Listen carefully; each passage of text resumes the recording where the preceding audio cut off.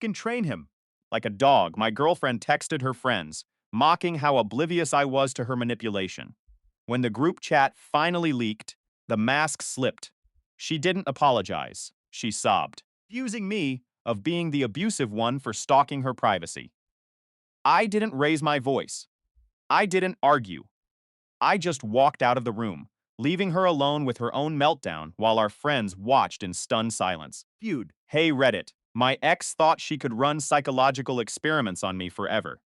Gaslighting, guilt trips, the whole manipulative playbook, she used them all. I kept my mouth shut, took meticulous notes, theme stakes, steak, and let her believe she was winning, but she had absolutely no clue what was coming for her. Before we get there, let me start from the beginning. You met Amber about a year and a half ago at a pretentious art gallery opening downtown. It was one of those exhausting Thursday night events where everyone drinks cheap wine and pretends to understand abstract painting. Beach. My buddy Jay dragged me along because his girlfriend was showing her photography. I was about to bail early when I heard a laugh cut through the entire room. It was loud, and she had zero shame about it. That was Amber. Feudel. Standing in front of a painting that was literally just a red square, dying of laughter with her friend. She was laughing because some guy tried to explain the deeper meaning to her like she was an idiot. And she found the absurdity hilarious. We started talking immediately. She was nursing a glass of white wine and complaining about her roommate's boyfriend who refused to move out. We exchanged numbers around 10:30 p.m. She texted me before I even reached my car. Already bored without you. The message read. It was cheesy, but it worked. I was 31, working as a medical equipment technician for several hospitals across the Austin area. Fixed heat scanners, X-ray machines, and ventilators. The pay was good, the hours were weird, and I spent a lot of time driving between facilities. Amber was 28 and worked in event planning for a major hotel chain. By week 6, she basically lived at my place. Her belongings appeared gradually. A toothbrush first, then a drawer, then half my closet. My sister, Riley, came over one morning and saw Amber's makeup covering my bathroom counter. Being kind of fast with this one, Riley said, while we grabbed coffee. It feels right though, I told her. Those were famous last words. I ignored Riley's warning. He had taken 2 years before moving in with her husband, Trevor. I thought I knew exactly what I was doing. The first few months were solid. We would cook together. Stay up late talking about everything and nothing. The shift started. Around month 5, she would ask what I was doing, and I'd say I was working late at the hospital in Round Rock. She would go quiet. Fiant. An angry silence. It was this heavy, disappointed quiet that made me feel like I had committed a crime. Even though I was literally saving lives, she'd say, "You're always at work." I worked the same schedule I always had, but she acted like it was a betrayal. I started checking in more often anyway, texting her between service calls to update her on my route. Then she started canceling plans at the very last minute. Dinner reservations. I'd be getting ready, and she'd text 30 minutes before. So tired. Rain check. No problem, I'd reply. You're not mad. Why would I be mad? Most guys would be, she'd reply. I'm not most guys. Faye. She'd go silent for an hour, then send a long curated paragraph about how much she appreciated me being understanding, contrasting me with her ex who used to flip out over small things. I'd reassure her. Tell her it was fine, and we'd move on. Around month 8, Jay noticed something during a weekend when the four of us went to dinner. Amber spent the whole meal on her phone. She wasn't being subtle about it, either. He was full and scrolling, laughing at things, and typing long responses. When the food came, she barely looked up from the screen. You okay? I asked gently. Yeah, just handling some work stuff. At 9 p.m. on a Saturday. He gave me a cold, sharp look. Since when do you monitor my phone time? I don't. I was just asking. Well, don't. Mia and Jay went silent, and the rest of dinner was awkward as hell. In the car afterward, Drew was sweet again, apologizing and saying she was just stressed about an event. I told her it was fine, and she grabbed my hand, telling me I was the most patient guy she'd ever dated. That should have felt good, It didn't. Texted me the next morning. Dude, that was weird last night. Yeah. You notice she only apologizes after you don't react. What do you mean? Watch the pattern. She pushes. You stay calm, she apologizes and gets sweet. Ehun. Repeat. I didn't respond to Jay, but I started watching. He was right. Over the next few weeks, I saw it play out again and again. She would escalate something small, just to see if she could get a rise out of me. Feed. I stayed calm, and she would flip back to being affectionate, like she was addicted to the emotional cycle. By month 9, we were at a house party with some of her work friends. Fiction. I was talking to a guy about the CT scanner id, just finished repairing when Amber walked over with her drink. Blake fixes hospital stuff, she said to the group, emphasizing maintenance guy things in a tone that made it sound like I was a janitor. I'm a medical equipment technician, I corrected her. I work on CT scanners, MRI machines, and ventilators. She laughed dismissively. Right. Sorry. He gets very specific about the title. One of her friends, Nicole, jumped in. That actually sounds really cool. Like you have to know engineering and medicine. Sort of. Yeah, it's a mix. Amber put her hand on my shoulder. Fate. Her grip a little too tight. He's also super risk-averse. Won't even ride roller coasters. Total homebody. Everyone laughed, and she kept her eyes locked on mine, waiting for a reaction. I just shrugged. Someone's got to be the responsible one. I kept talking to Nicole about the job, ignoring Amber's fading smile. Later that night in the car, she was all over me. Telling me how proud she was and how much she loved, that I didn't get insecure about stupid things. I started keeping screenshots. Not of everything, just the obvious stuff. Times shed cancel plans. Fiends. Weird responses to normal questions. Dot and those passive-aggressive comments that felt like psychological tests. I built a folder on my phone labeled work stuff so she wouldn't see it if she ever borrowed my phone. Around month 10, she started doing this thing where shed trauma dump late at night. She would tell me dark, personal secrets things Shed supposedly never told anyone, only to act like Shed never said them the next morning. Tactic to make me feel like I was the only one who truly knew her, creating a false sense of intimacy. Then came the group chat incident. We were hosting a game night. Bing. Amber had left a marker on the kitchen island while she went to the bathroom. Dinged. Then it dinged again and again. A notification popped up from a group chat titled The Inner Circle. My name appeared. Fact. I can train him like a dog. The text read. I told him I was stressed, and he literally brought me breakfast in bed without me even asking. He's so clueless. It's honestly sad. I felt a cold shiver run down my spine. Beams. I didn't pick up the phone. I just stood there and waited for her to return. When she walked in, she saw me looking at the table. She didn't know I'd seen the screen. Everything okay? She asked. Then, her voice dripping with that fake saccharine sweetness. Everything is perfect, I said, my voice steady. I realized then that this wasn't a relationship, it was an experiment. Fiended. She was testing how far she could push me before I snapped. She was waiting for me to be the abusive one, so she could have a story to tell her friends. I wasn't going to give her that satisfaction. I spent the next month acting exactly as she expected, the clueless, patient boyfriend. I let her cancel plans. I let her mock me in front of friends. I let her treat me like a subordinate. But all the while, I was gathering the final pieces of evidence. I didn't just have screenshots. I had logs of dates, times, and her manipulative patterns. One Tuesday, I went to my boss and requested a transfer to the night shift at a hospital 3 towns over. I didn't tell Amber. I started moving my valuables to my sister Riley's house. The day came for the final showdown. I didn't storm out. I didn't scream. I waited until she was having another one of her fun brunches with her friends at our place. I walked into the living room while she was in the middle of a story about how pathetic I was. Bing. Oh, hey, Blake, she said, startled. You're home early. I'm actually not home, I said, holding up my phone. I'm just picking up the last of my things. Her friends went silent. What are you talking about? She asked. Fused. Her voice rising. I pulled up the screen recording of the group chat I had finally accessed through her laptop which Shed left open the night before. I connected my phone to the smart TV in the living room. Every text, every cruel joke, every instance of her plotting against me appeared on the big screen for everyone to see. The room went dead silent.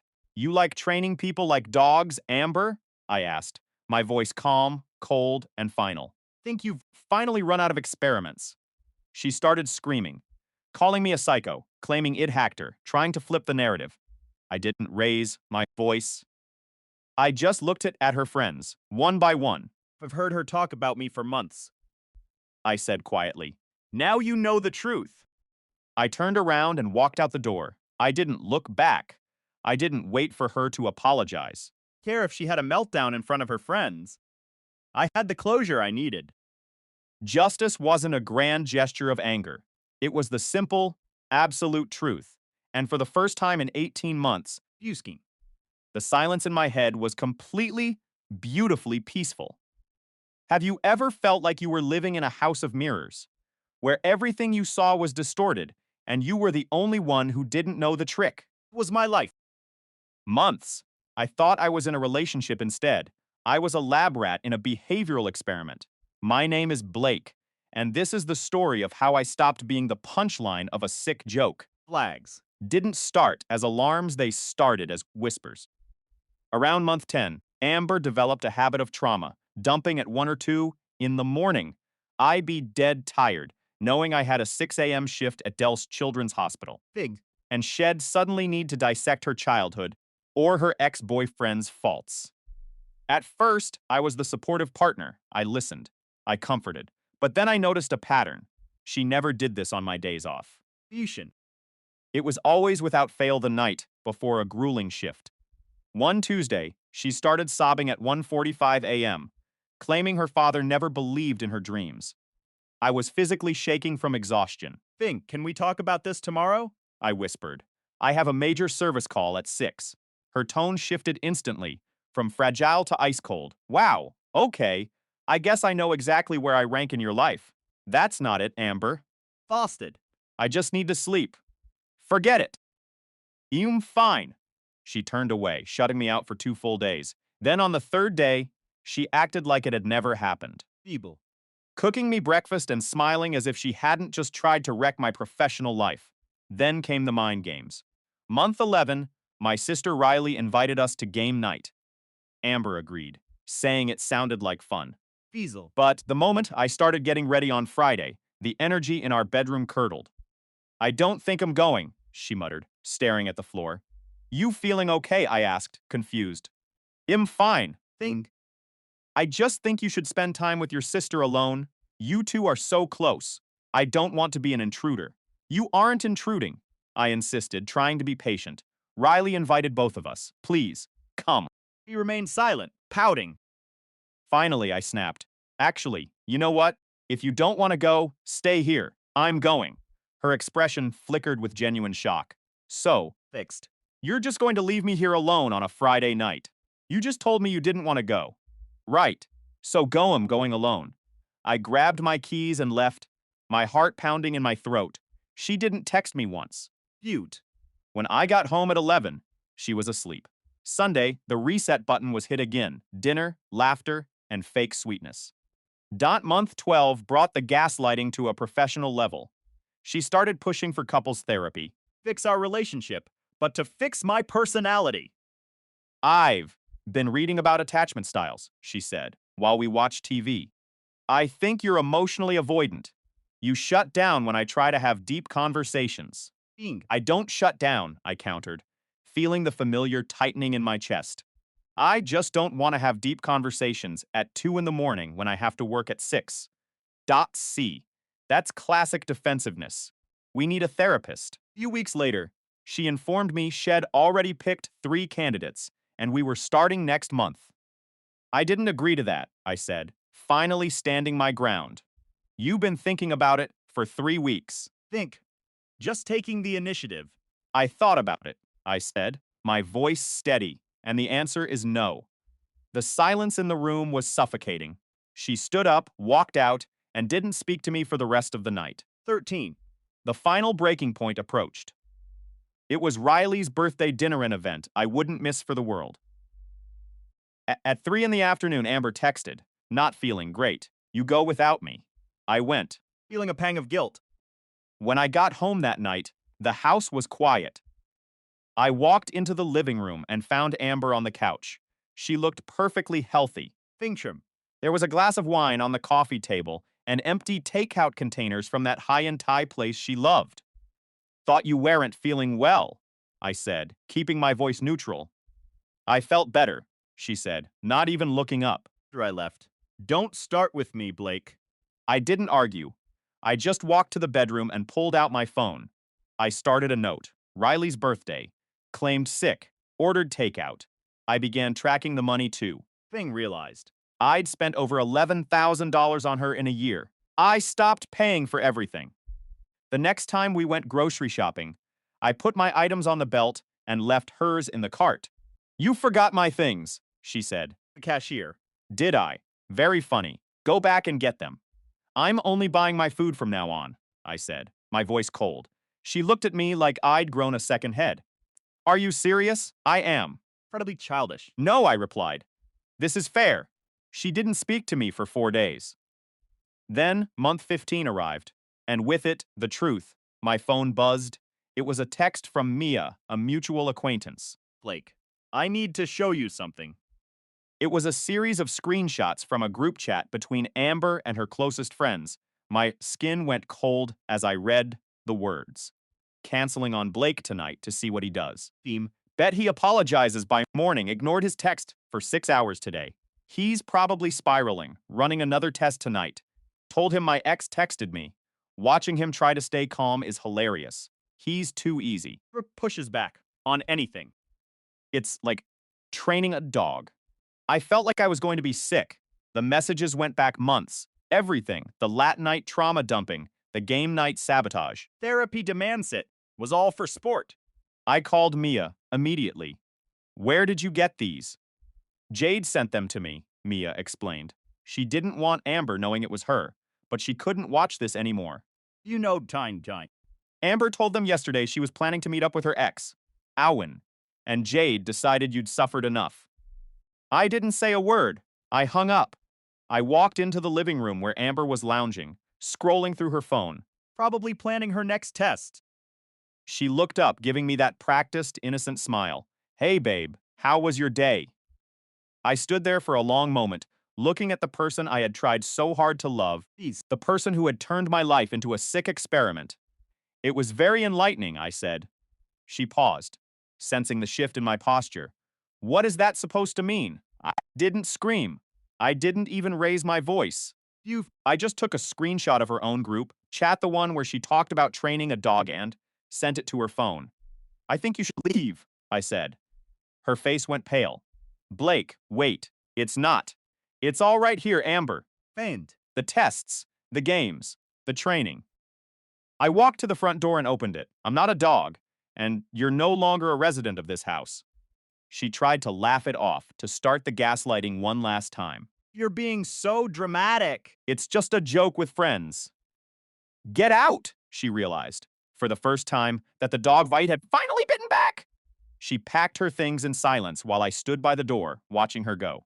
When the door finally clicked shut, the silence in the house didn't feel heavy anymore.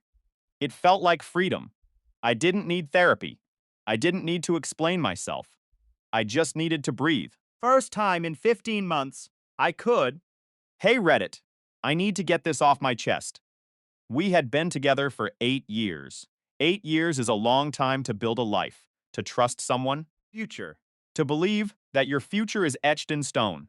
Yesterday, Amber dropped a bomb that shattered that glass house. She mentioned quite casually that she was considering meeting up with Owen again. Her ex, Jade, who had been my friend for years, reached out to me with the truth. She sent me screenshots, the kind that make your stomach drop and your blood turn to ice. I sat there on my couch, staring at my phone as the world around me went quiet. There was no explosion of anger. There was no sharp stabbing pain of heartbreak. I felt nothing. I felt incredibly calm. Thanks for telling me, Jade, I said. Finged. My voice sounding like it belonged to someone else. What are you going to do? She asked, her voice tight with worry. I don't know yet, I replied. I hung up and scrolled through those screenshots again, saved every single one of them to my work folder. Then I created a new subfolder and labeled it Evidence. I didn't confront Amber that night. I didn't change my behavior by even a fraction. I just watched. Phew. She came home around 8 p.m. She kissed my cheek, asked about my day, and acted as if everything was perfectly normal. I made dinner. We watched a show together. I tucked myself into bed, Phew lying beside her while she had no idea that her secret had been unmasked. Over the next 2 weeks, I conducted an experiment.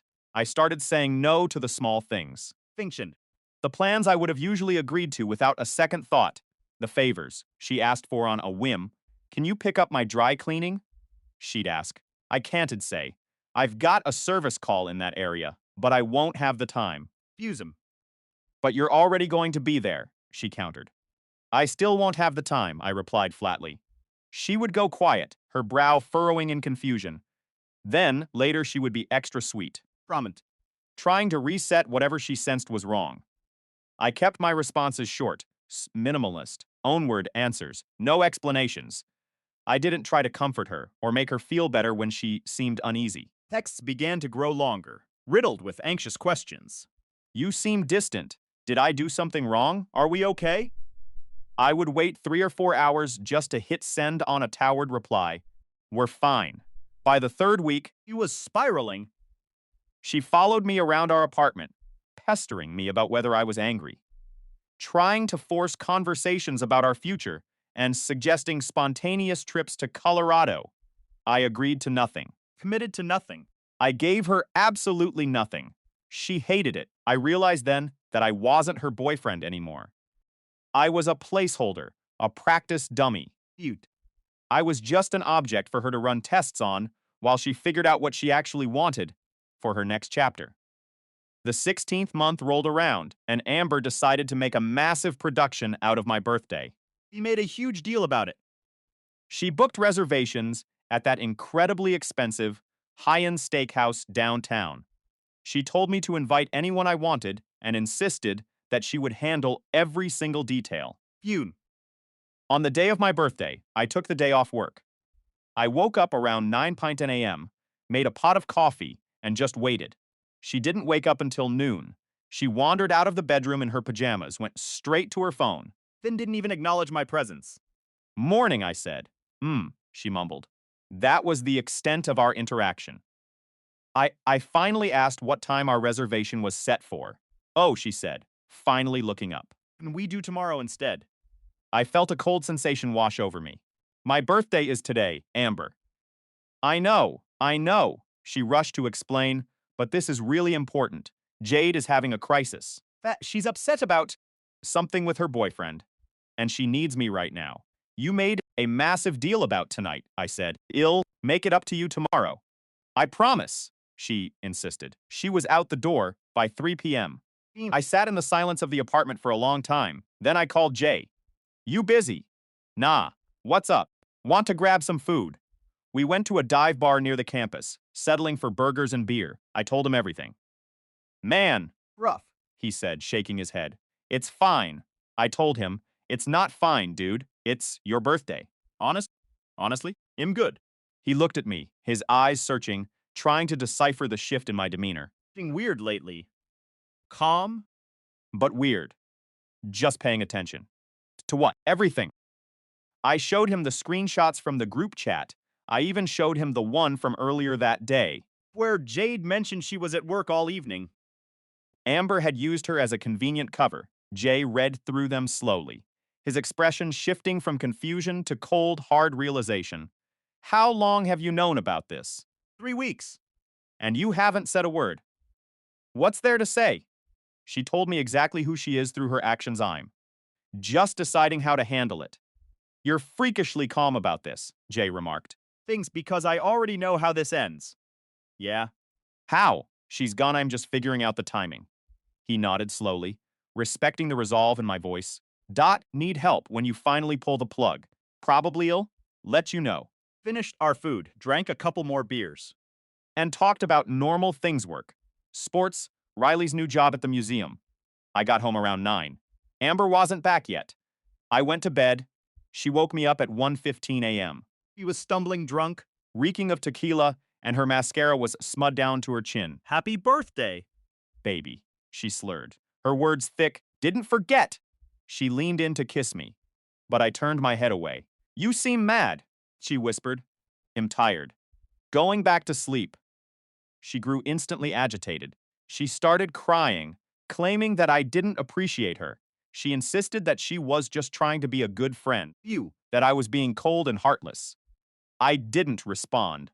I just rolled over and faced the wall. She cried until she passed out. The next morning, she didn't remember most of the night. He acted like everything was perfectly fine. She made me breakfast and asked if we could do dinner that night to celebrate. I'm busy tonight, I said. Doing what? Stuff. Blake, come on, don't be like this. Another time. Faith it, Amber. Her face went hard, her eyes flashing with sudden irritation. Fine, whatever. She stormed out of the house, clearly furious. I went to the bank that afternoon. I opened a new account, Transferred every cent of my money. except for what I needed for the bills. Changed my direct deposit, and ensured that my name was the only one with access to anything. Then, I called my landlord, Mr. Will. Had a great relationship for 6 years. Hey, I need a favor. What's up, Blake?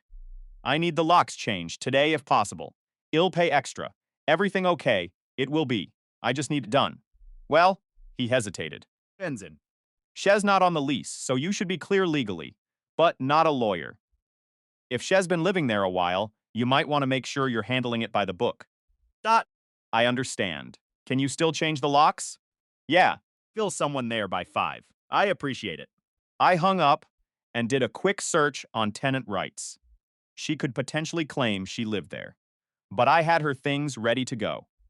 I had Riley coming over as a witness. Then I was fully prepared to deal with the consequences if she tried to make this a legal battle. I wanted this to be final, clean, documented.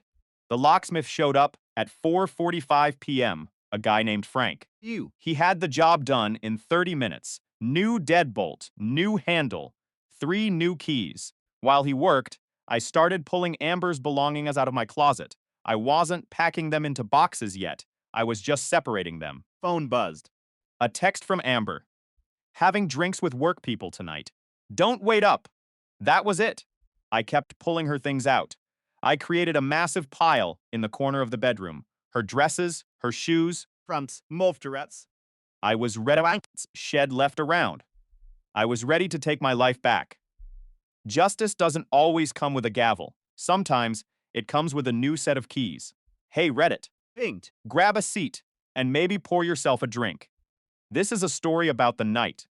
The silence in my apartment became the loudest thing it ever heard. My phone vibrated against the bedside table, shattering the stillness of the room. Text from Amber.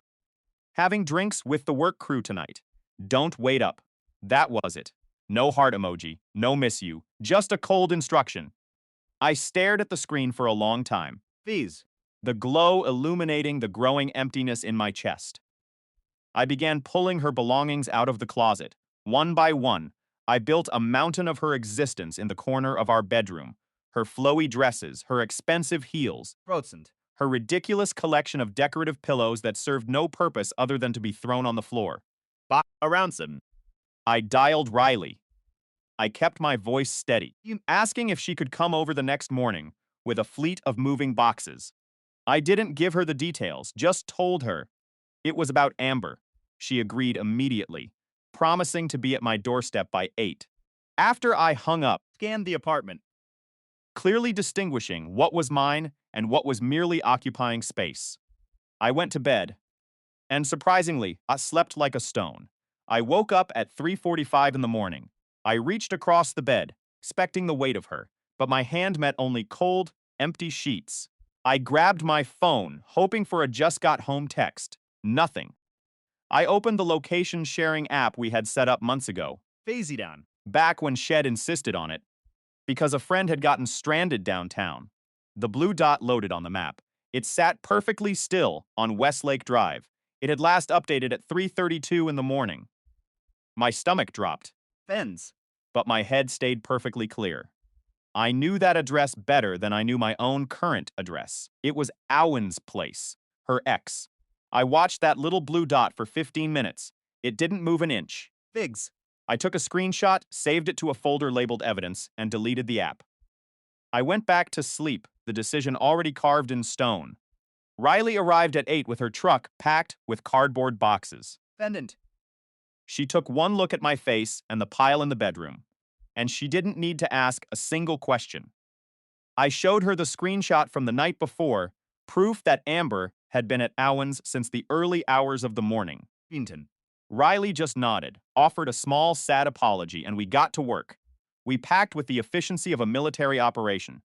Clothes, shoes, bathroom products, half-finished books, dozens of candles. Few. We taped boxes shut and labeled them with surgical precision. By noon, 31 boxes were stacked in the living room, a graveyard of our relationship. Riley paused, looking at me with concern, He asked. if I was truly going through with it. I told her yes, and when she offered to stay, I declined. I needed to finish this alone. Before she left, she gave me a fierce hug and told me she was proud of me. Few. Once the door clicked shut, I sat on the couch and waited for the inevitable. I made coffee. Checked my phone still, nothing from Amber. She walked in at 20 in the afternoon. Fingted. She was wearing the exact same clothes from yesterday. Her hair was a bird's nest, and she was carrying her heels in her hand, walking in her stockings. She saw the tower of boxes and froze. "What is this?" she whispered. Stuff. I replied, my voice devoid of emotion. "Blake, what on earth are you doing?" I looked her dead in the eye. "Where were you last night?" I watched the machinery of her face change. Confusion, then realization. The inevitable pivot to defense. "I told you. Work drinks. Try again." "Excuse me." I pulled out my phone and held it up, displaying the screenshot of her location at Owen's apartment. "You were at Owen's place all night." Few. It was still updating at 3:32 in the morning, and you just strolled in at 2:20, wearing yesterday's clothes. The color drained from her face, leaving her ghost white. Then, the blood rushed back in a flash of red. Frill. She actually laughed, a sharp, jagged sound. "Oh, wow. So now you want to play detective." I placed my phone on the coffee table and looked at her for 3 heavy seconds. "Not anymore." "What is that supposed to mean?" It means I don't care where you were. I don't care. Why? "I just need you to take your boxes and get out. You're insane. Nothing even happened." "I'm done, Amber." She marched toward the door, Ease. clearly expecting me to beg her to stay or to argue. She jammed her key into the lock. It wouldn't turn. She tried again, frantic. Nothing. She turned to stare at me, her eyes wide. "You changed the locks." My apartment. "My name is on the lease, too." "Actually, it isn't. You never wanted to be on it, remember? You said it felt too permanent." Her eyes welled up with tears. "Blake, please, just let me explain." "No." Music. Just listen. Take your boxes. "Or they're going to the curb." She pulled out her phone with trembling hands and called Jade. Her voice cracked as she explained the situation, painting herself as the victim of my sudden madness. Fusion. Jade arrived 45 minutes later. She looked at the boxes, looked at me, and started loading the truck without a single word. Amber kept trying to corner me between trips. "Can we at least talk about this tomorrow?" "No." You are being so cruel. "I'm being clear. I love you. If that were true, you wouldn't have spent the night at Owen's." When the door finally closed, the apartment felt massive and deafeningly quiet. I sat there for an hour, Philly. the silence washing over me like a healing balm. Then, I got up and took every single photo of us off the wall. I put them in a trash bag, stripped the bed, and put on the fresh sheets I'd bought the week before. Threw the old ones away, deleted her digital footprint, and moved the furniture around so the couch faced a different direction. I made the space mine again. Riley called around 5. "How did it go?" Shiz gone. "Yeah, actually, yeah, that's probably shock." "It's not shock, Riley. It's relief." The first week after the breakup, Amber texted me 63 times. "Please, let me explain. You're being so unfair." Means. Absolutely nothing to me. Why? "Won't you answer me?" The messages oscillated between desperate apologies and vicious anger. I responded exactly once on day 4. Do not contact me again. She didn't stop. Phil. On day 8, Owen called. Blake, listen, nothing happened. She showed up drunk, crying about you. She passed out on my couch. If that's true, why didn't she just tell me that? There was a long silence on the other end. Thing right. I said. Because even if it is the truth, she lied instead. She's her own problem now. I hung up and blocked his number. On day 10, she showed up at my door at 11 at night. Be happed. She hammered on the wood for 5 minutes. Straight. I didn't answer. I called the non-emergency line and reported someone attempting to force entry. They gave me an incident number, and I wrote it down. He vanished. Before the police arrived. On day 12, I bought a Ring doorbell camera. She came back that night at 11:45. The camera caught everything they're knocking, her sobbing, her rage. He came back again 2 nights later at 1:30 in the morning. I saved every single clip, complete with dates and times. Jay came over on day 15. Man, you look like hell. Thanks. Is she still blowing up your phone? I showed him the count. 87 messages, 6 voicemails, and 4 recorded visits. You need a restraining order, bro. I'm just documenting everything first. By week 4, Thing. I started hearing whispers through mutual friends. I was the controlling one. I was the paranoid one who tracked her every move. I was the monster who threw her out without warning. From work, pulled me aside one afternoon. I heard something really weird about you, Blake. Oh yeah, they say you've been unstable since the breakup. That you've been harassing your ex. Eat. I reached into my pocket and pulled out my phone. I showed her the blocked call log, the text count, and the clear, high-definition Ring footage of Amber at my door at 1 a.m. Lisa's jaw dropped. Jesus. This is all from her. Phew. I looked at the screen, then at the life I had successfully reclaimed.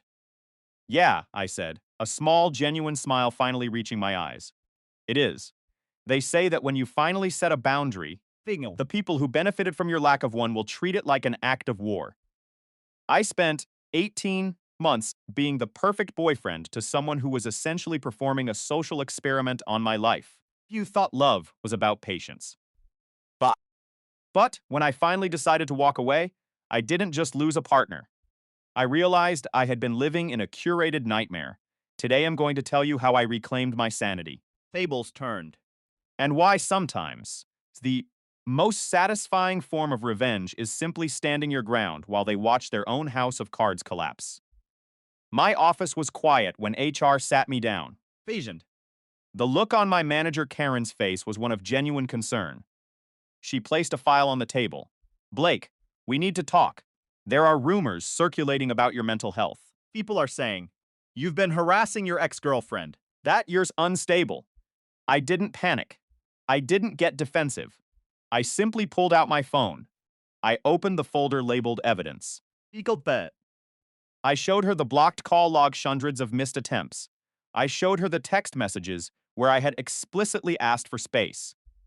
Finally, I played the Ring doorbell footage from my apartment. It showed Amber, my ex, pounding on my door at 3 a.m., screaming insults, then immediately pulling out her phone to send a text. I looked Karen in the eye.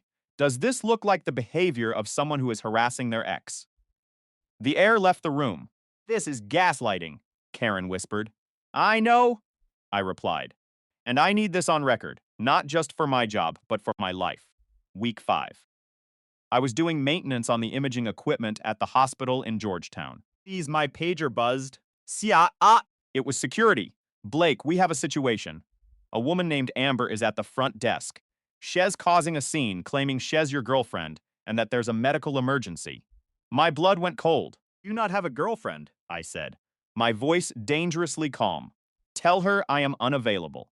If she doesn't leave immediately, escort her out, and if she resists, call the police. She left minutes later, but the damage was done. Felt a strange sense of relief When I saw the security report arrive in my inbox. It wasn't just a breakup anymore. It was a war of attrition. But she was playing checkers, and I was playing chess. thing. I made sure every security guard in the entire hospital system had her photo. I was building a wall. Brick by brick, week 9. I thought I had reached a stalemate. Then I saw her mother, Helen. Waiting for me at the grocery store. She was standing in the cereal aisle, looking like she'd been crying for days. Blake, we need to talk. Amber is devastated. She made one mistake, but she loves you. Didn't even stop walking. One mistake, she spent months manipulating me. She lied about where she was. She lied about who she was, and then she turned my life into a circus. You're being cruel, she hissed. Bruh, I just kept pushing my cart. Closure. Isn't something I owe you, Helen. And it's definitely not something I owe her. The true breaking point came 3 days later. Helen showed up at my apartment with Amber's Aunt Claire. Weren't there for an apology. They wanted in. We need to check her things, Claire demanded, stepping into my space. Everything she owned was boxed up and given to her friend Jade weeks ago, I said, my hand hovering over my phone. We don't believe you. We want to look for ourselves. When I refused, the mask slipped. The grieving mother turned aggressive. You're a monster, Helen spat. I'm a man who is finished, I said. Ease up. I started dialing 911 right in front of them. They left before the dispatcher even answered. Week 14. I decided to go to a rooftop party. I wasn't going to hide. I was at the bar when I saw her, Amber, He was with Owen. the guy she'd been seeing behind my back. She looked at me, and for a split second, I saw a flicker of hope in her IC, the hope that I would still be the guy she could manipulate. She walked over. Ewan trailing like a lost puppy. Blake, hi. This isn't what it looks like. I looked right through her. Amber, I don't think about you at all. The silence that followed was heavy like the air before a thunderstorm. Face went pale, then red. She realized then that her power over me was officially irrevocably dead. 20 minutes later, one of her friends, Rachel, tried to start a scene. She started yelling about how I was a controlling, abusive, heartless monster. The crowd turned. Then Jade walked up. Jadeth, one friend who had seen the truth. Rachel. Stop, Jade said, her voice cutting through the noise. Don't fit. He didn't track her. She insisted they share locations. Then she cheated. He didn't kick her out. Alf packed her life into 31 boxes and did it with grace. I was the one who helped him move the boxes. Use. Dot. Let's talk about the group chat where she called training him a game. Dot. Rachel went quiet. The truth, like a cold glass of water, had finally been poured over their heads. Dot. Week 16. Phone buzzed. It was Claire the aunt. Blake, Amber, and Owen broke up. It's bad. She's threatening to hurt herself. I paused. I remembered the girl. I thought I knew. But I also remembered the girl who tried to ruin my career, harass my coworkers, and gaslight me into insanity. Claire, I said, my voice steady. If she is a danger to herself, call 911. That is what professionals are for. Thanks. I hung up. I didn't block the number immediately. I just watched the phone go dark, placed it on the table, and walked to the kitchen to make a cup of coffee. The silence in my apartment wasn't lonely anymore.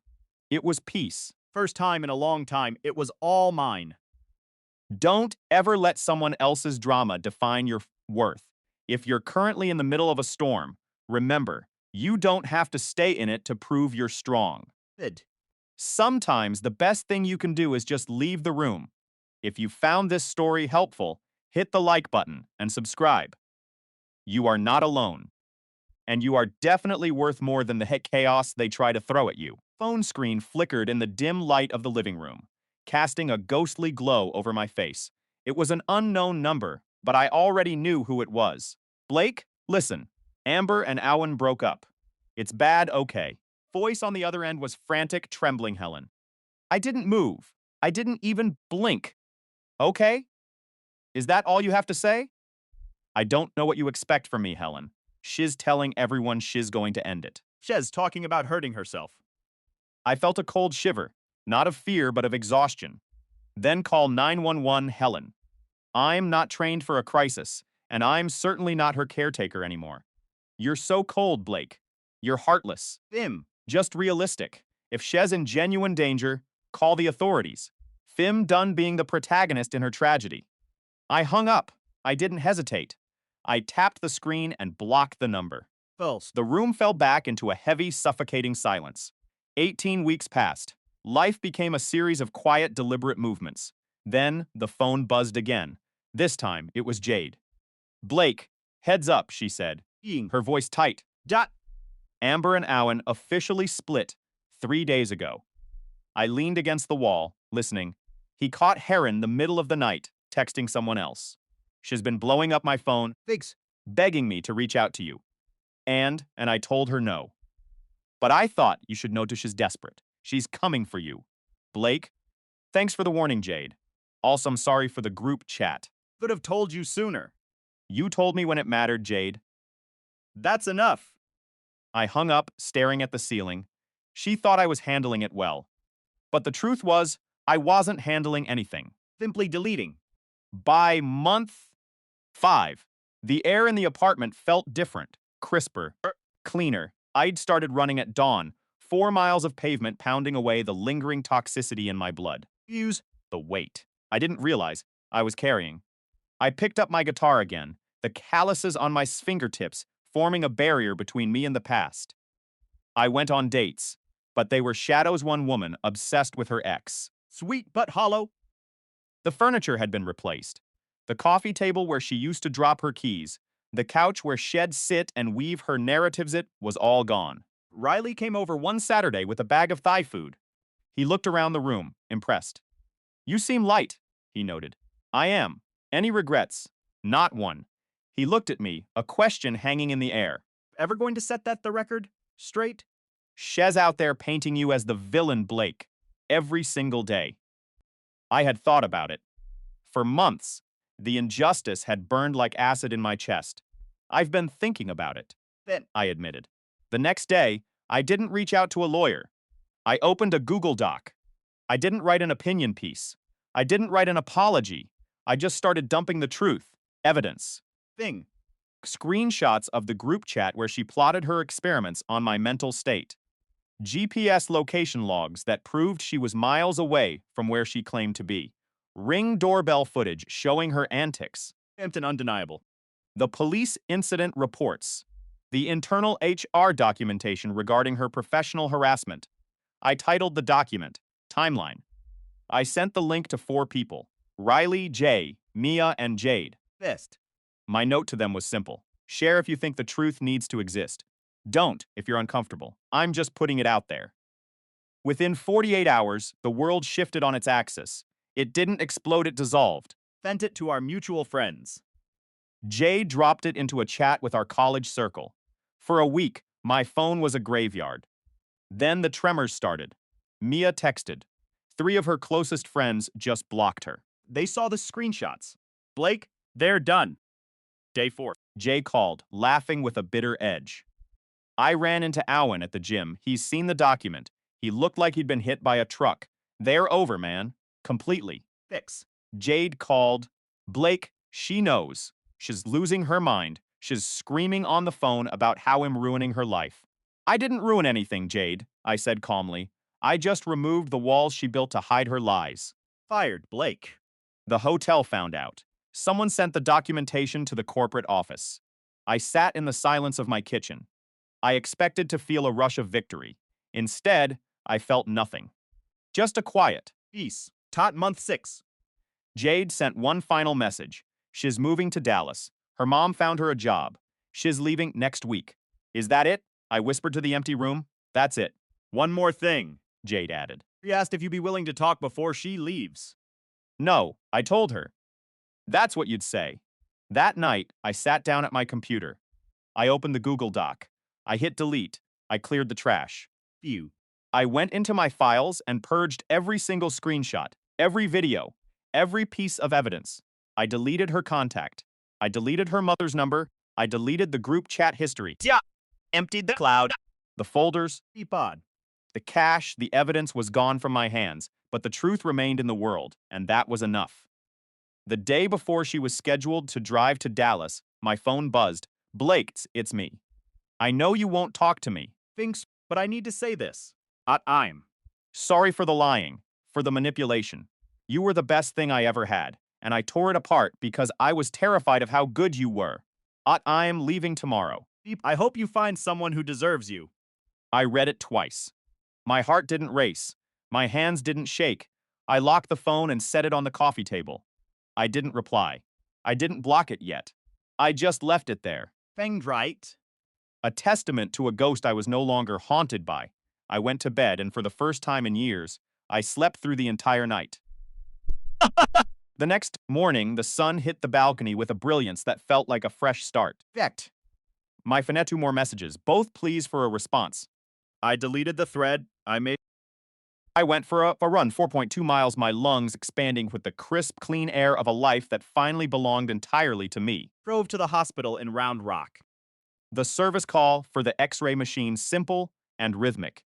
As I calibrated the sensor array, the radiology tech looked over at me, working this weekend. Maybe, I smiled, tightening a bolt. Probably just some quiet time. Keeping things simple. I finished the job, closed the machine, and walked out into the Texas heat. I checked my phone one last time before getting into the truck. Nothing. No ghosts. Fuses. No drama. Just the hum of the engine and the road ahead. I put the truck in drive, looked at the horizons, and kept moving. For the first time in my life, the future didn't look like a threat. It looked like a blank page. Finally ready. To write the next chapter. They say that the loudest sound in a marriage isn't the screaming or the slamming doors. Feng, it's a silence. When you finally realize you've been living with a ghost of a person who never actually loved you. I spent years trying to fix a broken machine, never realizing the machine was designed to keep me trapped. Fiction. Until one Tuesday, the silence finally started to sound like freedom. I spent my days fixing medical imaging equipment in hospitals across Texas. My life was a sequence of diagnostic reports, calibrated scanners. Friend, and the hum of X-ray machines. That afternoon, I was at the hospital in Round Rock, wrapping up a routine service call. I remember chatting with the radiology tech about his weekend plans at Schlitterbahn. It felt normal. Faint, almost painfully mundane. But that's how betrayal operates, doesn't it? It hides in the mundane, right between the lines of a conversation about water slides and shift schedules. I walked out to my truck. Texas. Sun. Hitting my face like a physical weight. I checked my phone, a reflex, really. There was one new text from an unknown number. I guess this is goodbye then. I stared at the screen. Thumb hovering over the glass. 5 seconds. That was all the time it took for the last 3 years of my life to shatter. I didn't reply, I didn't call. I simply hit block, tossed the phone onto the passenger seat, and drove. The drive to Georgetown was supposed to be the start of my healing. I fixed a CT scanner, finished my paperwork, and logged out by 4:30. Driving home, the silence in the truck felt different than it did that morning. East. Empty anymore. It was heavy with the weight of Amber. Amber, who promised me forever while she was busy building a life with Owen behind my back. Amber, who used gaslighting like a weapon, First. making me feel crazy for questioning the late nights and the business trips to Dallas. When I got home, I put my keys on the counter. I grabbed a cold beer and stepped out onto the balcony. The sun was dipping below the horizon, Finged. painting the sky in colors that felt mocking in their beauty. I sat there, watching the light fade, and for the first time, I didn't reach for my phone to see if she had messaged. I didn't care where she was. They didn't care who she was with. I realized then that she hadn't just cheated on me. She had been renting some space in my head that I was now ready to reclaim. After dinner, I picked up my guitar. I played for an hour, Finged. the chords vibrating through my chest, chasing away the static of her voice. When I finally went to bed, I checked my phone one last time. Work emails. A message from Jay about the weekend. Nothing from her. No location pings. No fake apologies. No passive-aggressive screenshots. I lay down on those fresh, clean sheets, and for the first time in months, I didn't reach across the bed. I wasn't looking for her. I was finally, Truly alone. and it was the best sleep I had experienced in years. Wednesday morning started at 6:15. Coffee, a run, and back to the hospital grid. I was driving to a site in Westlake. Loud enough to drown out any lingering thoughts of the past. Then, my phone rang. It was an unknown number, but this time the caller ID showed a location. Georgetown Hospital, I answered. expecting a technician needing a manual. It's Jade, a voice whispered, shaky and terrified. Jade. Amber's former best friend, the one who Amber told me had moved to Colorado months ago. "I'm in the emergency room," she said, Perfect. her voice cracking. "Amber didn't move away, and she didn't just break up with you." My heart stopped. "She's been keeping a Google Doc, a timeline of everything she stole from you. Phew. And she's trying to pin her medical debt on your social security number." The betrayal wasn't just emotional anymore. It was legal. It was calculated. It was cold-blooded. I didn't drive to the next service call. To the hospital. I found Jade in a holding room, looking pale, her arm bandaged. She handed me a printed stack of paper screenshots, account numbers, Evil. and a confession she had forced Amber to write before the fight that sent her to the ear. Amber hadn't just been cheating. She had been setting me up to take the fall for a massive identity fraud scheme. Inga for Nejin. I realized then that my normal life had been a surveillance operation. I walked to the front desk, found the administrator, and handed over the folder. I didn't yell. I didn't scream. Feud. I just watched as the staff contacted legal and the authorities. When Amber walked into the lobby 20 minutes later, expecting to meet someone else, she froze. The look on her face wasn't one of guilt. It was one of pure, Using. unadulterated fury, the realization that she had been outplayed by the person she thought was too passive to notice. Police took her statement, and I walked out of that hospital with my head held high. I had the evidence, Theory. I had the truth. and more importantly, I had my future back. I drove home, parked the truck, and looked at the house. It didn't look like a prison anymore. It looked like a home. I walked inside, turned off my phone. For the first time in my life, I didn't just move on. I started over. If you've ever felt like the person you love is holding a mirror that shows you a version of yourself you don't recognize, know this: you are not crazy. And you are not alone. Guys, we are so close to hitting 100,000 subscribers on this channel. If you aren't subscribed yet, please consider hitting that button.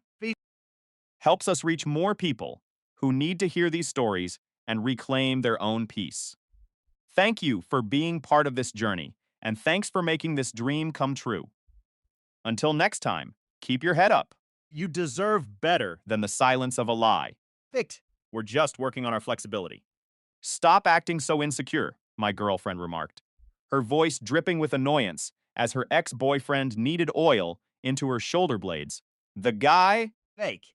a total cliché with a man bun and a fake tan, looked at me with a smirk that practically screamed, "I'm getting what you can't."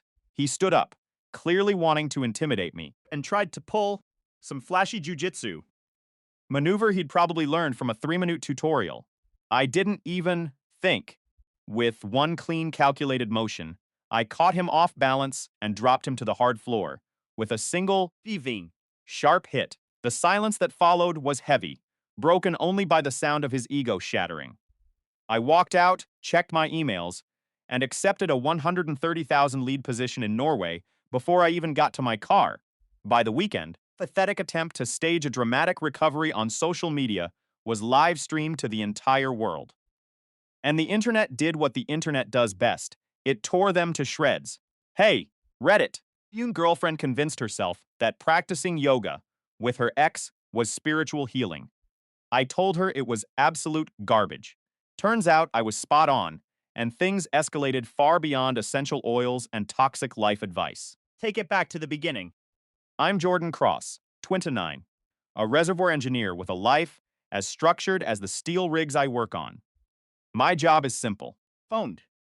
I turn deep earth rock into paychecks for people who couldn't tell a diamond-tipped drill from a kitchen screwdriver. It brings in a decent living, about $78,000 a year, which keeps me comfortable. My girlfriend always seemed focused On when the next adjustment would come. My old man ran a basement-level boxing gym in Galveston before he passed away. It was nothing but concrete floors, flaking paint, and equipment. that looked like it belonged in a museum. But he had one golden rule that stuck with me forever.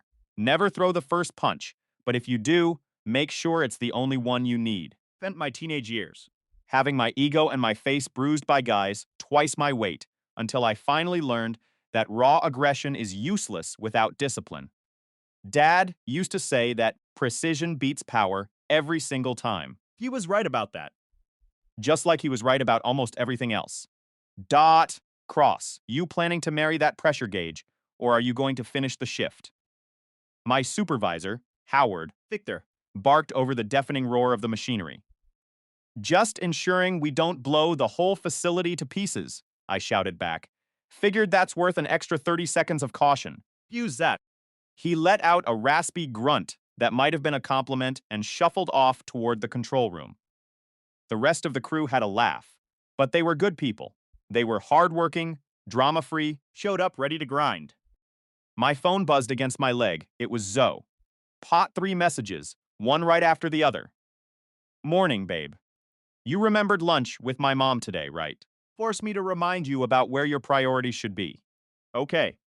I typed a quick reply, feeling the heat from the equipment radiating through my coveralls. Still employed. Still breathing. See you at lunch. Vim. Assuming this rig doesn't decide to explode before then. She sent back a heart emoji and a photo of her fancy latte, the foam art looking like a perfect little leaf. I tucked the phone away and returned to the noise. By noon, Finge. the crew was huddled in the office trailer, trying to find a patch of shade that didn't feel like a furnace. Howard walked in, clutching a folder, as if it contained the nuclear launch codes for the entire North Sea project. Ross. You, still ducking my emails, regarding the Stibger position. Not duck, Howard, I replied, wiping sweat from my forehead, just hoping they'd vanish if I kept my head down. Folder onto the desk with a heavy thud. Dot. Base pay of 92,000. Full housing in Norway, relocation costs fully covered. You be the lead for our operations in the North Sea. I need a decision in 3 weeks. Sounds miserable. I muttered. It's Norway. Everything is freezing except the paycheck. I've got things tied down here, Howard. Things like a girlfriend who treats your bank account like her personal yoga fund. I froze. That.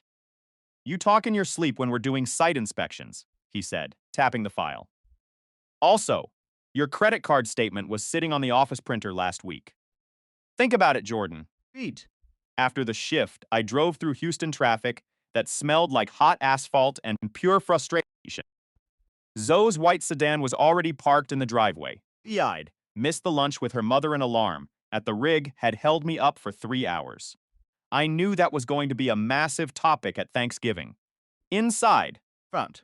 the apartment smelled like an expensive lavender candle, the kind meant to cover up the scent of a stagnant relationship. Zoe walked out of the bedroom, wearing skin-tight yoga gear, Fint. her hair tied up in a way that looked like she'd just finished a magazine shoot. You survived, she said, flashing a smile that felt a little too practiced. Barely, I replied. How was lunch with your mother? He asked. Why you weren't there, Zoe said, her tone sharp. I told her that work is your only real commitment. The way she said it wasn't a statement, it was a weapon. I let it slide. Howard brought up the Norway offer again, He said. Testing the waters. Her face brightened, but not for the reason I wanted. Please tell me you told him no. It's a $20 raise, Zoe, but I'm here, Jordan. My friends, my family. You my life thire all here. Are you really going to ditch everything for some frozen wasteland? Your friends? Your family? She didn't say our life or our future. It was just her world, firmly planted. Expected to orbit it until I disintegrated. It's just an offer, I said, trying to de-escalate. She immediately softened, thinking she'd won the point. Good, because I found something even better to show you. Find. She shoved her phone in my face, pulling up a video. A shirtless guy with a man bun was contorting his body into a pose that looked like he was auditioning for a circus. The caption read, Kyle Morrison, find your flow. Recognize him? She asked, her eyes glowing. I did. Kyle, her ex-boyfriend, the guy who had supposedly vanished to Bali to find himself, which was just code for running away from his debts and his broken promises. He's teaching. In Houston again, Zoe said, clearly thrilled. Isn't that amazing? He just opened a studio Montrose. I stared at screen, feeling a cold knot form in my stomach. The guy who cheated on you is now an expert on inner peace. Don't be so bitter, Jordan. People change, usually into worse versions of themselves, I retorted. She sighed dismissively. And kept scrolling through more photos. Kyle posing in a park, Kyle drinking a green smoothie, Kyle looking like he'd found enlightenment in a jar of protein powder. You really should attend one of his sessions, Zoe urged. Your stress levels. I handle my stress just fine, I said. It's the people around me that make it difficult. She giggled, kissed my cheek with no real affection, and went back to liking his posts. Thinged. Heart emojis. Every single one. That night, I sat at my desk looking over bills while Zoe giggled at her phone screen in the bedroom. The blue glow from her screen illuminated her face, making her look like a stranger. I lay awake, staring at the ceiling fan, my mind racing between the quiet of the North Sea and the suffocation of my own living room. My phone buzzed. Howard had sent another email. Last call before we offer the slot to someone else. I didn't open it. I just stared at the notification, my thumb hovering over the glass. I thought about my dad's gym. Then. I thought about the sound of a heavy bag hitting the chains, the way the pain would finally clear your head after a long day. But Precision beats power. Maybe it was finally time for me to strike. Zoe's yoga phase started small. one Saturday. Mornings a class. Then every Saturday, plus a few Sundays for advanced training. By the third week, she was at Kyle's studio 4 times a week. Every time I asked how it went, shed off that same empty. Robotic response. It was so transformative. I had no idea what that meant, but I knew who she was becoming, or rather, who she was choosing to go back to. The tension in the house was thick enough to cut with a knife. Stayed quiet. I was planning. I was calculating. I was waiting for the right moment, just like Dad taught me. One evening, I came home early, the smell of rain still on my jacket. Used to. I heard music coming from the living room, the same ambient, pseudo-spiritual garbage Kyle used in his videos. There they were. Zoe on the floor and Kyle, shirtless, pressing his hands against her back to adjust her posture. Face. Wasn't one of a teacher. It was the look of a man who thought he'd reclaimed his territory. I didn't yell. I didn't storm in. I just leaned against the door frame, watching them for a full minute. Finally noticed me. She didn't jump. She didn't even look guilty. Oh, you're back early, she said, not moving. Kyle was just helping me with my alignment. I can see that, I said, my voice steady. An expensive lesson, isn't it? Kyle stood up, his posture shifting into something defensive, trying to look like a warrior. Hey, man, he started. That fake, airy tone making my skinky crawl. We're just stretching. Be insecure. Insecure. I took a step into the room, my boots echoing on the hardwood. I'm not insecure, Kyle. I'm just observing. You're a man who left a woman when things got tough? Because you've run out of suckers to con in Bali. That's enough, Jordan. Zoe snapped, standing up to defend him. You have no right to talk to him like that. I have every right. I said, this is my house. Guest in your own life. Kyle stepped forward, chest puffed out, thinking he could bully me. You want to settle this? Let's go outside. I looked at him, then at Zoe. I felt nothing. Not anger. That's sadness. Just the calm clarity of someone who was about to move on. I don't need to go outside, I said. I'm already gone. I reached into my pocket and pulled out my phone, opening the email from Howard. Fact. I tapped accept. I'm moving to Norway in 2 weeks, I said, my voice cold and final. And you're gonna find out real quick that while you were busy finding your flow with your ex, The only person who actually paid the rent. the color drained from Zoe's face. What? You can't just leave. What about us? There is no us, Zoe. There's just a guy trying to fix his life. I was going to get sued by. His landlord when you realize you can't afford this place on yoga lessons and protein shakes. Kyle looked around, suddenly unsure of his ground. Wait, the rent is how much? He muttered. Tough guy act vanishing instantly. Zoe turned to him, her eyes wide. You said you had a business plan. I have a business plan, Kyle squeaked. It just needs more time. You walked past them toward the bedroom to start packing. You have 2 weeks, I said over my shoulder. Then the lease is up and I'm taking the security deposit with me. The next few days were a blur of boxes and silence. Zoe tried to play the victim, crying about how I was abandoning her. But I didn't engage. I was focused on the exit. The day before I left, I saw that started ever a live stream. They were sitting on the couch, looking disheveled, talking to their followers about betrayal and toxic energy. They were asking for donations to help a spiritual journey transition. The internet, however, wasn't having it. People from the local area who knew the real story started flooding the chat.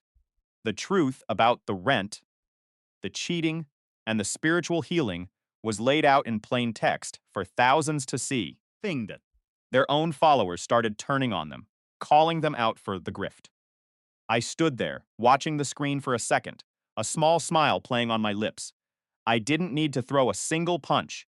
I just had to walk away. Thin seat. And their own house of cards folded under its own weight. I walked out the door for the last time, the cold air of the Houston evening feeling like a clean slate. The flight to Norway was long. But as I looked out the window at the clouds, I didn't feel the weight of the past. I felt light. I was going to a place where the air was crisp, the work was real, and the people were honest. Precision, Dad had said. Precision beats power. I had been precise in my exit, and it had worked out better than I ever could have imagined. The drama was left behind, fading into the distance like a bad dream. Face in. I checked my messages one last time before turning my phone off for the flight. Zoe had sent one final text. Please, we can fix this. Come back. I deleted the message without reading the rest. There was nothing left to fix. Only a future to build. And for the first time in years, the future looked exactly the way I wanted it to. Clean, quiet, and entirely mine. Fiend. I always thought our relationship was a solid foundation, something built on concrete, not sand. But some foundations, no matter how sturdy they look, are being eaten away from the inside out by termites.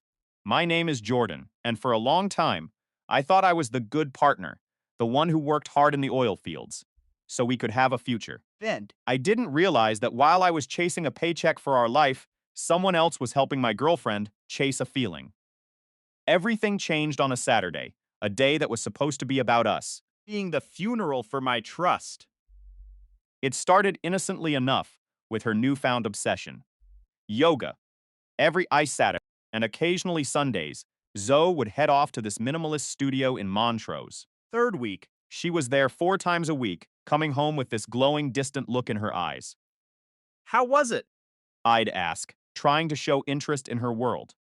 Transformative, she'd reply, that word, rolling off her tongue like a secret code I wasn't allowed to crack. I didn't know yoga required heavy perfume and full glam makeup, but I decided not to be the guy who questioned her hobbies. I decided to surprise her by joining in.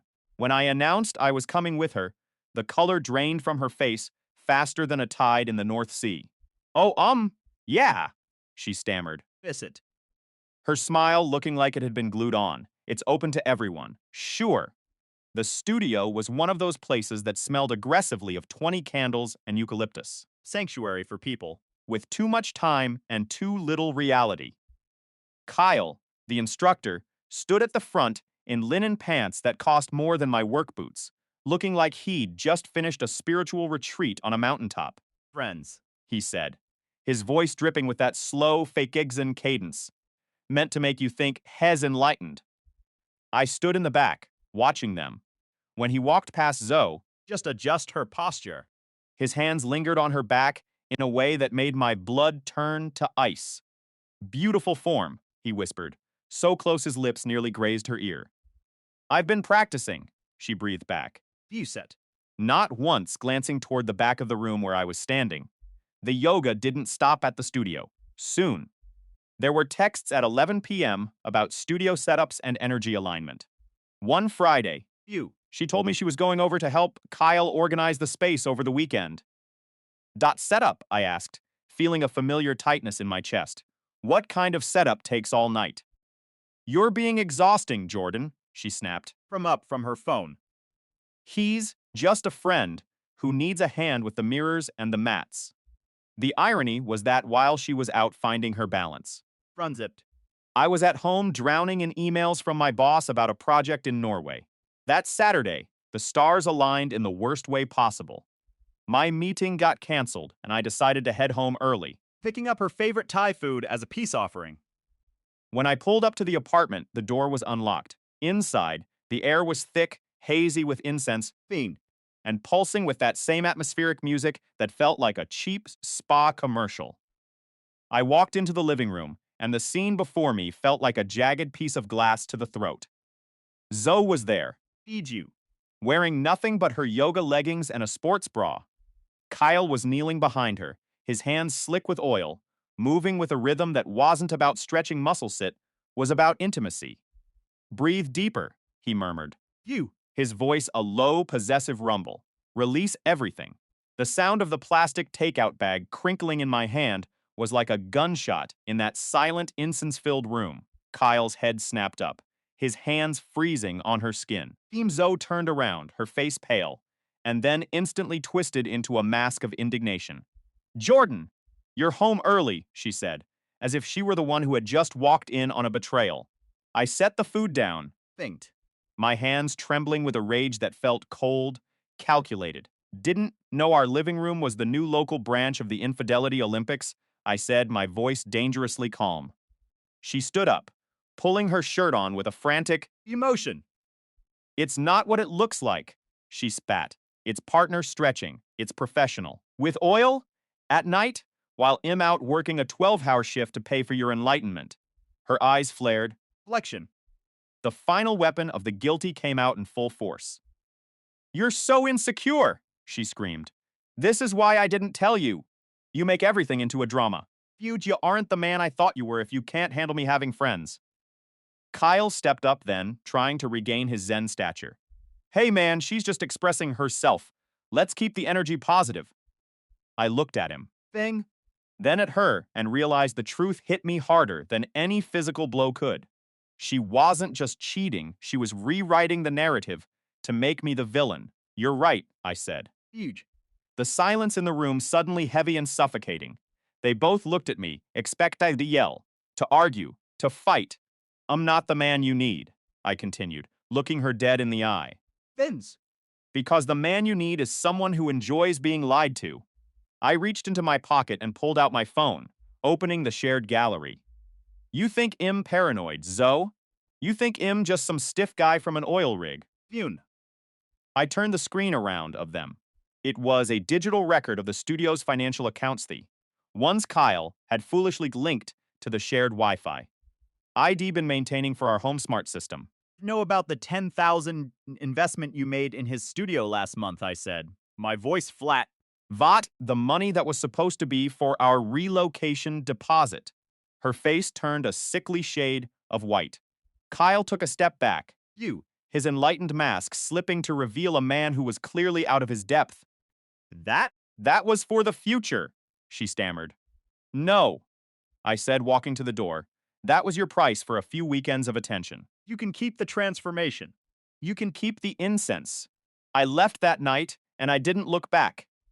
The aftermath was messy, legal, and long, but the sense of freedom was immediate. Turns out, That when you stop trying to control someone who is already gone, you regain control of your own life. 3 months later, I was in Stavanger, breathing in cold, honest air. far away from the scent of eucalyptus and lies. I heard through the grapevine that the studio went under.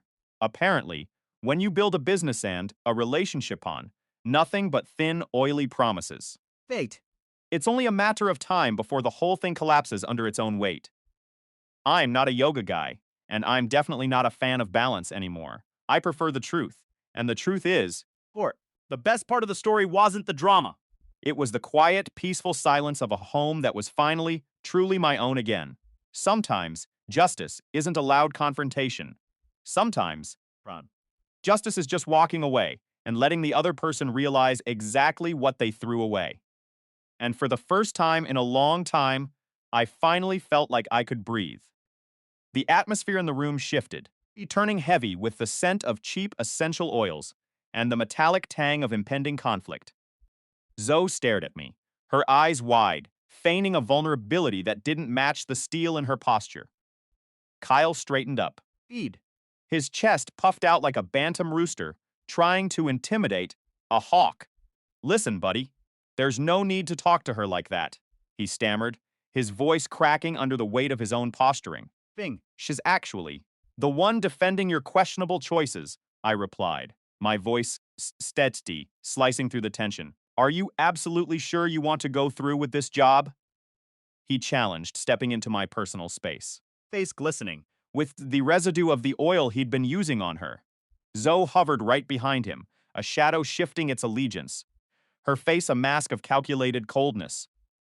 You need to chill out, man, Kyle said, Finn. his tone dripping with patronizing concern. You are clearly acting out of pure ego. I couldn't help but let out a sharp, dry laugh. That's rich, coming from a guy currently standing in my living room, reeking of oil, Thing. while I'm the one being told I have an ego problem. His jaw tightened, the muscles bunching under his skin. You don't intimidate me, Jordan. He hissed. Good, I answered, meeting his gaze without blinking. Fair. It wouldn't be fair if you were actually a challenge. That was the spark that ignited the powder keg. He lunged forward, his movements sloppy and amateur, a clumsy grappling technique he'd likely scavenged from a desperate search on YouTube. He reached for my collar, his fingers clawing at the air. I sidestepped, my body pivoting on pure instinct, Fat. a reflex forged through years of my father's rigorous, unforgiving training. I delivered one clean, precise strike. Kyle's head snapped back as if he'd been hit by a runaway train. Phase it. The impact of his body against the wall was loud, a dull thud that echoed through the apartment and sent a picture frame crashing to the floor. Glass shattered into 1,000 tiny, sparkling stars across the hardwood. Zoe gasped, a high-pitched, theatrical sound. Jordan, what is wrong with you? She shrieked, clutching her chest. Self-defense, I said, my voice devoid of emotion. He wasn't invited into this home.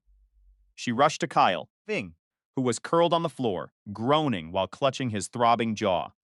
You are absolutely insane, you know that? She spat at me. You could have seriously hurt him. If I had actually intended to hurt him, He wouldn't be. groaning on the floor right now, I retorted, standing my ground. She spun around, pointing a trembling finger at me. You are abusive, Jordan. This is exactly who you are. Thinking. Some violent psycho. Who can't handle being wrong for even a single second. I looked at her, really looked at her, searching for the person I thought I knew. You brought another man into my home for an oil massage, and yet, FICO. Kyle tried to pull himself up, his movements shaky and uncoordinated. You are going to regret this, man, he mumbled through gritted teeth. I sincerely doubt that, I replied, feeling a strange, Hollow sense of clarity. Zoe's voice turned venomous, curling like smoke in the room. You think this makes you a tough guy. You think I actually need you. Kyle makes me feel valued. Which is something you have never done in all these years. Right, I countered, looking at the mess of oil and broken glass. Nothing screams valued quite like cheap aromatherapy and back rubs. God, you are such a child, She screamed, her face flushed with rage. I pointed toward the door, my hand steady. Take him and the oil. Both of you, get out of my sight. She blinked, momentarily stunned by the finality in my voice. You're serious. You. Completely, I said. For a long, agonizing moment, neither of them moved. Then Zoe hissed, a sound of pure, unadulterated spite. You will live to regret this, Jordan. You know Gabat. She grabbed Kyle's arm and dragged him toward the exit. He left a smear of oil on the wall, a parting mark of his incompetence. The door slammed shut, and the sudden silence felt like a physical weight lifting from my chest. You. I walked to the kitchen and poured a glass of water. My hands perfectly still. 2 glasses sat on the counter. One still bore the faint, mocking trace of lipstick on the rim. My laptop sat open. Screen glowing softly in the dim light. Howard's email from Norway was waiting, the subject line glowing like a beacon. Final offer Stavanger project lead. Base, 92,000. Housing included. Relocation fully covered. Answer Friday. I read the terms twice, then scrolled down and clicked the button that would change everything. Accept. Howard's reply pinged back within 3 minutes. Knew you'd come around. Welcome aboard. Cross. Cross. Closed the laptop and began to systematically clear the apartment. Candles, towels, the bottles of incense. Everything went into heavy-duty trash bags. The framed photo of us at the beach went in last. Face down. Finished. I sat in the center of the empty living room and simply breathed. For the first time in months, the silence didn't feel heavy or oppressive. It felt clean. By Monday, phone had become a digital battlefield. 14 missed calls, and at least 30 messages from Zoe as she cycled through emotions like a person training for the Infidelity Olympics. You didn't have to hit him. Everything. Can we please just talk? You are a heartless jerk. I spent the day packing her belongings with surgical precision.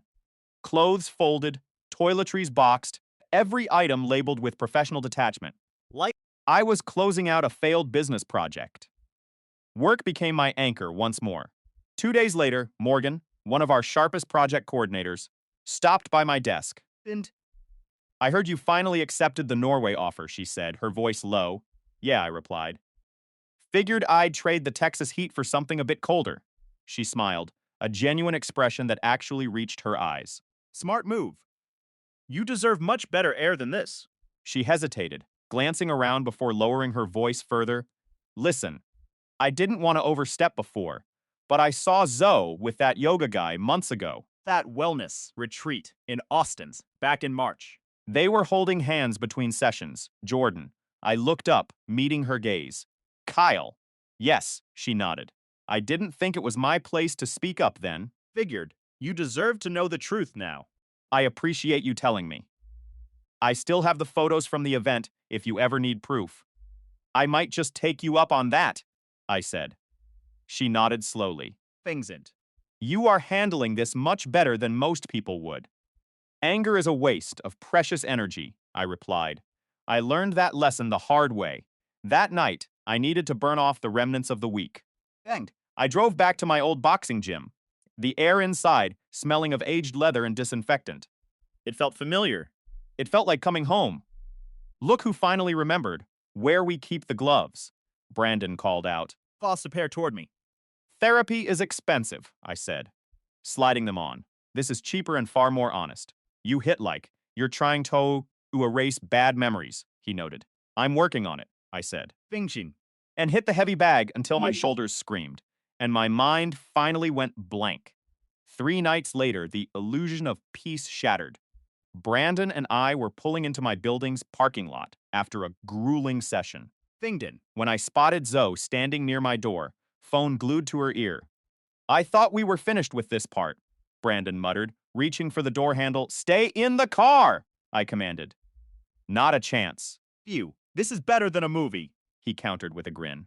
I walked toward her, my pace slow and deliberate. Zoe's face lit up with a rehearsed, sickening innocence. Jordan, can we just talk? 5 minutes. She pleaded. Prama. I promise. Her voice was coated in honey, the kind of sweetness that hides jagged teeth. Fine, 5 minutes, I said.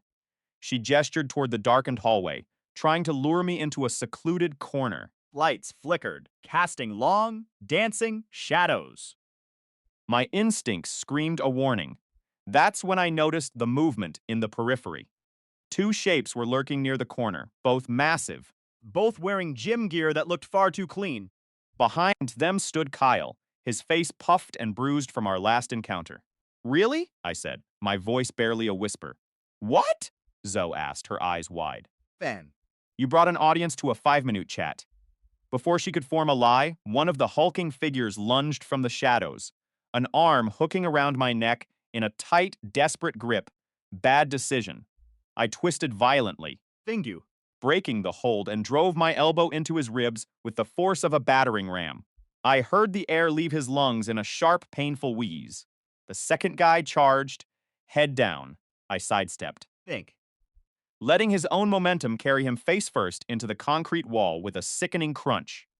You should have stayed home, Jordan, Kyle yelled, swinging wild and desperate. Heal. I ducked under his telegraphed punch and countered with one clean, solid shot to his jaw. He crumpled to the floor, gasping like a fish out of water.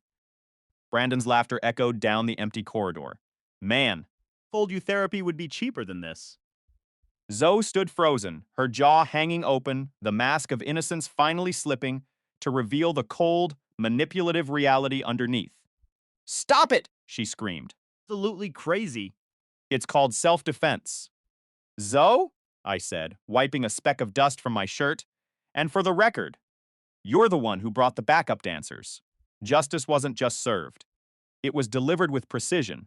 Leaving them broken in the silence of the hall. While I walked away toward a future that finally belonged only to me. The silence in the hallway was heavy, broken only by the rhythmic thud of Kyle hitting the concrete floor. Feed's end. Brandon's let out a sharp, guttural laugh that echoed against the sterile walls, his phone held high like a weapon. "Man, I really told you that a professional therapist would have been cheaper, right?" Bingen. Zoe stood frozen near the elevator, her face drained of all color, her hands trembling as she looked from Kyle to me. "Stop this right now, Jordan. You are acting completely insane." I adjusted my jacket, Feud. looking down at Kyle, who was struggling to find his breath.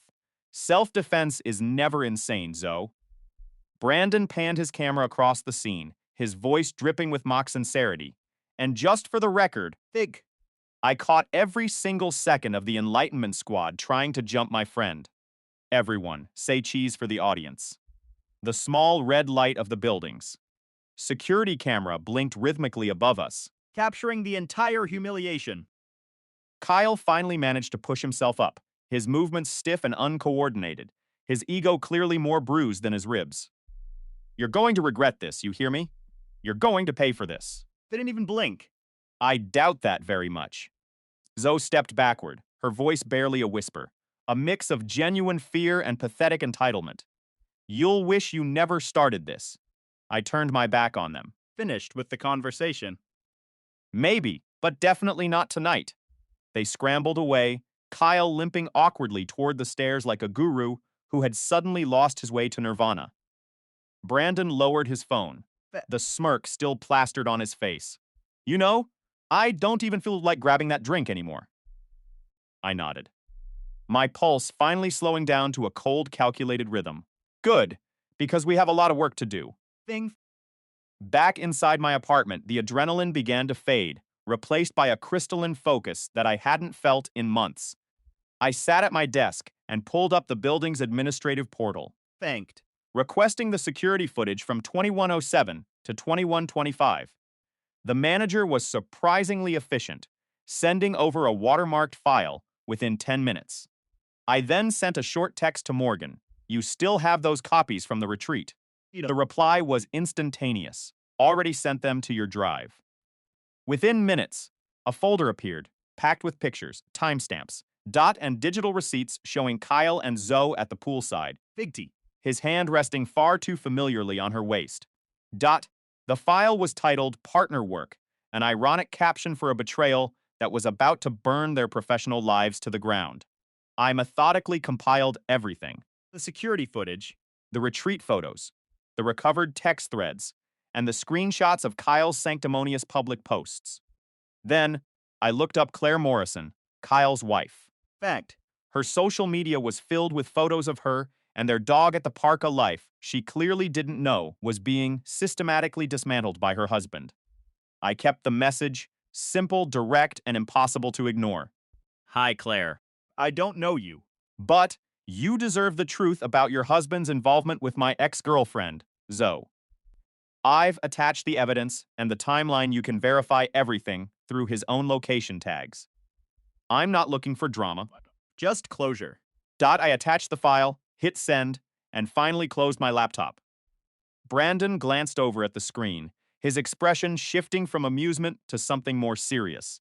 "Is that what I think it is?" "Evidence," I replied. "Clean, professional, and entirely devastating."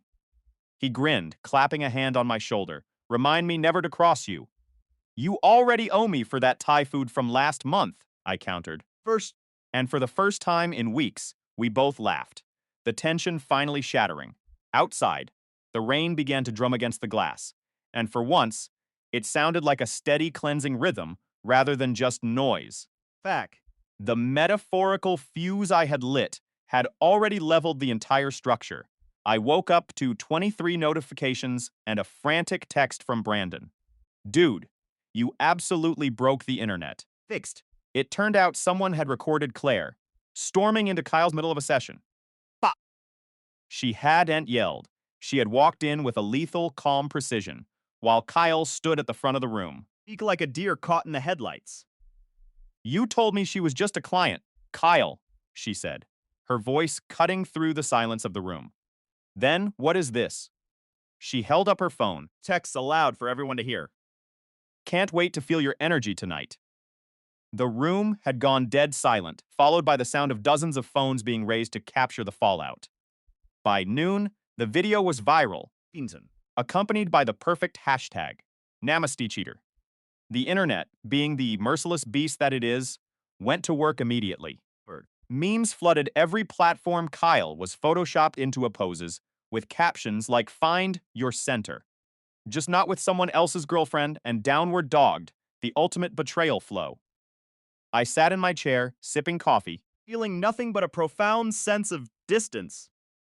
Technically, I left for a promotion in Norway, not for revenge, I muttered to myself, though the satisfaction was undeniable. Fusion.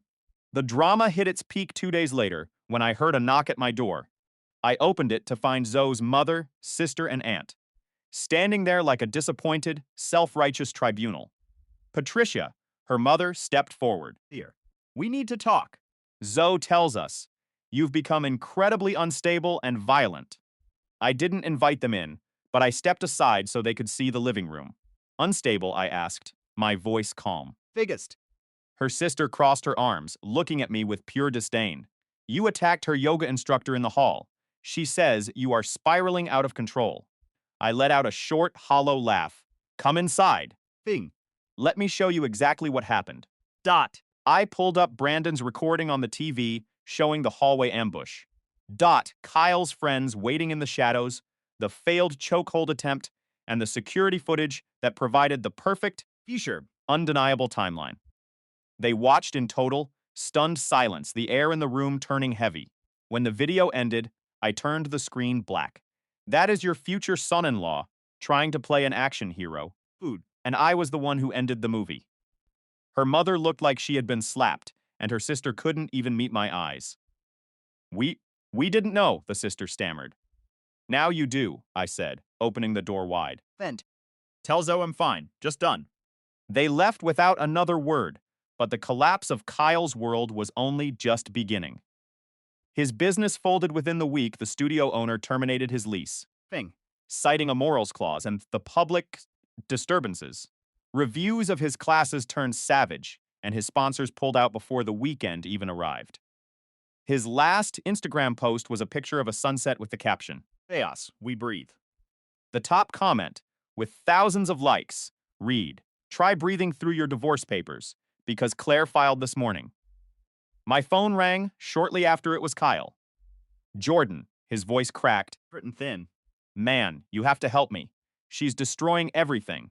You started this, just fix it. I didn't offer a shred of sympathy. You broke your own life the second. You thought you could play both sides, I replied. Not my mess to clean up. That's just consequences. I hung up, and by the time the weekend rolled around, the noise had finally started to fade. Kyle had gone dark, Zoe had retreated into silence, Fiction. and the studio had shuttered its doors for good. I packed my last suitcase, the flight details for Stavanger sitting on my desk. Brandon pulled up in front of my building to drive me to the airport. So that's it? He asked. As he loaded my bag, leaving the land of drama and overpriced essential oils for good. Time to trade the chaos for some cold air, I said, taking one last look at the building. You sure about this? Completely, I said. Use. Norway might be freezing, but at least everything there is honest. We drove in silence for a while before he looked over at me. For what it's worth, you handled all of that like a master surgeon. Fusion. I looked out the window as the city skyline began to shrink in the rearview mirror. I just followed the data, I said. Found the leak, sealed it, and moved on. He laughed, a genuine sound of respect. Thing. That is certainly one way to describe punching a yoga instructor into next week. At least my form was perfect, I joked, As we reached the airport terminal, he helped me pull my bags toward the check-in counter. You ever coming back? He asked. I took a deep breath, the air already feeling lighter, cleaner, and full of the quiet I had been craving for so long. I don't think I have a reason to, I said. The past was behind me, Was filed. and for the first time in years, the future was entirely my own. Welcome to the channel. If you're new here, take a seat, because Today's story is a masterclass in why you should never. For mistake. Someone's kindness for weakness. My name is Jordan Cross, and this is the story of how I left behind the infidelity Olympics of my past life to find a silence so loud. It actually healed my soul. Fashion. I was standing at gate 14, my entire existence packed into 2 suitcases. Everything I had spent years building in Texas House, the routines, the false promise she had been reduced to carry-on luggage. For the final. Boarding to Stavanger. My phone felt like a hot coal in my pocket, buzzing with notifications I had no intention of reading. Then I heard it. Jordan. Feel. The voice sliced through the terminal like a jagged blade. I turned around, and there she was, Zoe. Her hair was a tangled mess, her eyes were rimmed with a raw, ugly red, and her face was a map of pure, unadulterated panic. He stumbled to a halt in front of me, gasping for air as if she'd run a marathon. "You're really leaving?" she choked out. "Just like that? You're walking away." I looked at her, really looked at her, and felt absolutely nothing. Faked. "You caught me between a flight and a life change, Zoe." She wiped her eyes, her hands shaking violently. "I heard it at the cafe. Someone mentioned you were heading to the airport. I didn't even finish my coffee. Finged you. I drove until the gas light came on just to find you. Please, just stop. We can fix this. We can start over. Maybe get married, move to a new city where no one knows us." Ill-chained Jordans, I swear. I watched her, Thinks. studying the mascara streaks on her cheeks and the desperate way she clutched my sleeve. A year ago, that sight would have shattered me. I would have folded. But today, I saw it for what it was. A performance. Hoover, I said. My voice steady cold. "I want peace. You can't have both." Her breath hit. "You're being cruel. You still love me. I know you do love. Isn't this issue, Zoe?" I replied, Thing. pulling my sleeve from her grip. "Respect is, and you ran out of that long before I booked this ticket." She looked stunned, as if I had slapped her. "You're just going to walk away and leave me to deal with the fallout." Exactly, I said. That's called consequences. You might want to get familiar with them. A security officer stepped toward us, his hand resting near his belt. "Everything all right here, sir?" "Everything is fine," I said. Boost. Never breaking eye contact with her. "Just a final goodbye." Zoe looked at the officer, then back at me, her voice dropping to a whisper. "Say it then. Tell me it's officially over so I can finally hate you for it." Leaned in just an inch. "It's over, Zoe." The words hit her like a physical blow. She went completely still, the color draining from her face. I didn't wait for a reply. I turned my back on the drama, on the lies, Fume. and on the person who had spent 3 years turning my world into a theater of manipulation. As I walked toward the scanner, I heard her call my name one last time, her voice cracking into a sob. I didn't look back. For 3 years, I had turned around every time she said please. Not this time. I handed my boarding pass to the agent, cleared the checkpoint, and felt the weight of the world simply evaporate. The plane took off, and as we pierced the clouds, I turned my phone off for good. staff. Messenger was a reset button wrapped in ice and fjords. The air in Norway was so sharp, it felt like it was cleaning my lungs. Invasion. There were no yoga studios with shady instructors, no influencer friends, and no constant, nagging anxiety about who was lying to whom. I worked, I slept, I breathed. Facial. I joined a local gym where the iron didn't care about your backstory. The locals were stoic, hardworking people who said exactly what they meant and didn't waste time on empty talk. I loved it. Fiendsen. I started getting messages from Morgan, a contact back home who was sharp, professional, and refreshingly honest. She kept me in the loop, mostly as a joke. Zoe's dating a CrossFit trainer now. She texted me one afternoon, He's basically a carbon copy of the last guy. just with more supplements and less brain. Tot. 3 months later, he cheated on her with a client. Total disaster. Zoe's posting about healing and boundaries again. I didn't laugh. I didn't gloat. I just set the phone down and looked out over the dark, beautiful waters of the North Sea. I realized then that karma isn't a person, and it isn't an event. Fiend. Karma is just the reality of who you are catching up to you. I had spent years running from a life I didn't recognize. Now I wasn't running anymore. I was finally standing still, and for the first time in my life, View was perfect. justice isn't a loud confrontation in an airport terminal. Justice is simply being strong enough to walk away, while the person who tried to break you remains trapped in the exact same cycle, alone, Brat. with nothing but their own reflections to blame. I turned back to my work, the hum of the office filling the room. My life was no longer a story about them. It was finally, and beautifully, about me. Fusions. They say that distance doesn't just make the heart grow fonder. Sometimes it's the only thing that clarifies the view of a wreckage you used to call home. View. I thought I had left the debris of my old life thousands of miles behind in the dust of Texas. But tonight, the silence of a Norwegian winter was shattered by a ghost from my past who had tracked me to the edge of the world. Phil. My name is Jordan, and for a long time I lived in a cycle of betrayal and professional stagnation. Anchored to a partner named Zoe, who treated loyalty like an optional feature. The move to Stavanger was supposed to be a reset. Fiend. A clean slate carved out of granite and ice. I had reinvented myself, finding peace in the sharp, clean air of the North Sea, while my former life Zoe Kyle. Feud. The messy entanglement slowly faded into the background like a bad dream you're finally waking up from. Everything was going perfectly until that phone call. It was an unknown number with a Houston area code, Flashing on my screen like a warning light. I didn't want to answer, but some morbid curiosity forced my thumb to slide across the glass. Jordan? The voice was strained, breathless, and unmistakable. It was Zoe. He wasn't. Just in the country, she was in my city, waiting at a cafe called Boca Rug Burst. Morgan, the woman I had started building a life with, stood across the kitchen, her eyes narrowing as she read the tension in my posture. Feud.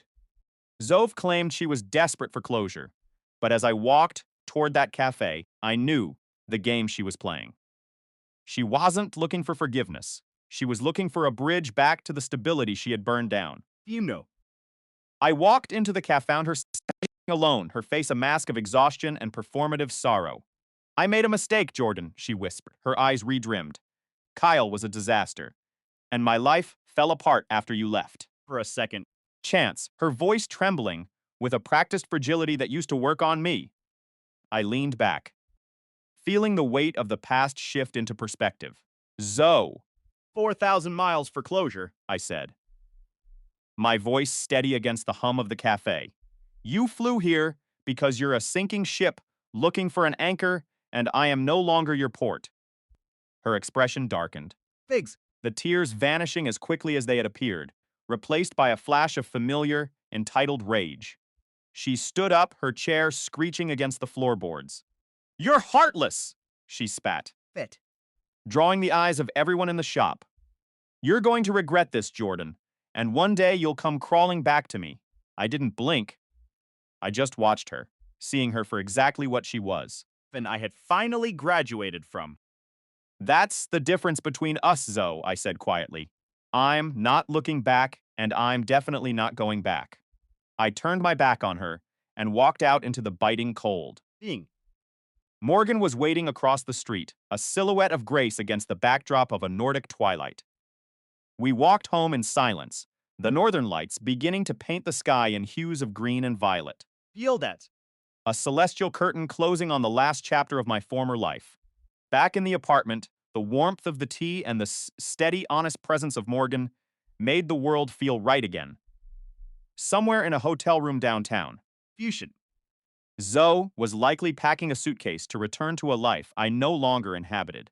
The betrayal, the pain, and the toxicity of Houston had been left in the frost for the first time in my life. I wasn't just surviving. I was finally, Truly free. we don't realize how much dead weight we carry until we finally decide to set it down. If you've ever felt like your kindness was being treated as a weakness, remember this. Setting boundaries isn't an act of cruelty. You cat. It's an act of self-preservation. Life is too short to be the backup plan for someone who never knew how to value you in the first place. Stay tuned. Because the best revenge isn't a comeback, it's a life so much better that they can't even fathom how you moved on without them. Thank you for listening to my story. If this resonated with you, drop a piece in the comments. Fierce. Don't forget to subscribe for more stories about growth, boundaries, and finding your way home. Until next time, keep your head up. The snow falling outside my window in Stavanger doesn't just cover the ground, it buries the past. Inji. Most people think revenge is a loud, explosive event, but they are wrong. True justice is silent, cold, and final. I used to think my life was anchored to the concrete heat of Houston. Gilb. But as I watched the North Sea churn under a leaden sky, I realized I was only ever a guest in my own misery. I am Jordan Cross, and this is how I left everything behind to find a life I never knew I deserved. Luchin. Zoe was the sunshine and the storm all wrapped into one. We were supposed to be a team, building a future in the middle of Texas. You. But while I was focused on the Stavanger project, the deal that would secure our futures, she was focused on the Infidelity Olympics. I thought our foundation was solid. I thought we were partners in the truest sense of the word. But the day I found the evidence on her phone theme messages to Kyle, the coincidental weekend trips, the blatant disrespect, the world didn't shatter. It just went very, very still. I didn't yell. I didn't throw things. And I certainly didn't beg for her to stay. When she tried to gaslight me, telling me that I was unstable and obsessed with work, I just looked at her with a calm that terrified her. I had already secured the relocation. Thinged. I had already signed the contracts for the Norway position. She thought she was keeping me in the dark, but while she was busy playing games, I was busy building an exit strategy so perfect. Thing. She wouldn't even know she was being left until the airport terminal door hissed shut behind me. The final scene in Texas was like a staged production. The hallway argument, Tears she shed. that weren't for me, but for her lost comfort it, was all scripted by her own ego.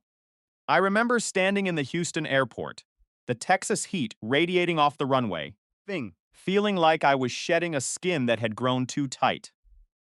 You can't just leave, Jordan. She screamed, her voice cracking, with the desperation of someone who had just realized their safety net had been pulled away. Thing. I looked at her, truly looked at her, and realized she was a stranger. I'm not leaving you, Zoe, I said quietly. I'm just going to where I'm appreciated. Months later, I heard the news through the grapevine. Kyle, Eat. the man she thought was her backup plan, had left her the moment things got real in Tulsa. She was left with the fallout of the life she tried to burn down, while I was breathing the crisp, clean air of a Norwegian winter. Red. She tried to reach out, sending messages about missing our connection, but I didn't even read them. I didn't block her. Blocking implies I still care enough to be bothered. I just let the messages sit in the void. Fix. A testament to a life I no longer inhabited. I met Morgan shortly after arriving in Stavanger. She wasn't a distraction or a rebound. She was the missing piece of a puzzle I hadn't realized was broken. Fate. We sat together in our cabin while the northern lights danced above us, a stark contrast to the neon chaos of my previous life. What are you thinking about? She asked, her voice soft against the crackle of the fireplace. Thinking. I replied, that some people spend their whole lives chasing heat, never realizing it's the fire that burns them. I realized then that the revenge wasn't in her downfall. It was in my upward climb. 2 years have passed. And the transformation is complete. I'm the lead on the project now. I have a wife who values integrity over performance, and the memory of Houston is nothing more than a faint, distant hum. I heard Zoe got engaged to some guy named Kryga, dental hygienist. When I heard it, there was no anger, no nostalgia, no bitterness. I felt nothing, and that, my friends, is the ultimate victory. Father. My father always told me that the best revenge is living well while your enemies have to live with themselves. He was right. The snow continues to fall here, blanketing the world in a beautiful, steady white. everything. I ever wanted, not because I fought for it, but because I walked away from what I didn't need. If you are stuck in a cycle of betrayal and chaos, hear me. You don't need a weapon to win. Need a suitcase and the courage to start over. Guys, we are so close to hitting 100,000 subscribers on this channel. If you found a piece of yourself in this story today, Please consider clicking that subscribe button. it genuinely helps us grow, and it tells me that these stories are worth sharing. Thank you for being part of this journey. Stay steady, stay cold, Thing. and never let anyone dim your light. See you in the next one.